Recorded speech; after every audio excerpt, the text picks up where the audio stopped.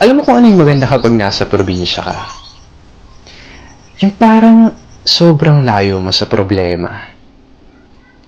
Yung manghuni ng ibon, sariwang hangin, na kahit sobrang bigat ng pakiramdam mo, kapag naranasan mo tong mga to, biglang mawawala na lang. Yung magandang tanawin, tapos yung palaya na ginawa niyong palaruan ng mga kaibigan mo. Sarap talaga mamuhay sa probinsya, no? Yung para talagang napakalayo mo sa problema. Yung parang napakalayo mo sa malupit na sistema ng mundo. Na kapag nasa probinsya ka, mararamdaman mo talaga yung halaga ng sarili mo kesa sa iba. At mapapasabi ka na lang na there's no place like home or like probinsya. At ikaw na nanonood nito ngayon, masaya ako at naparamdam ko sa'yo ang pamumuhay sa isang probinsya.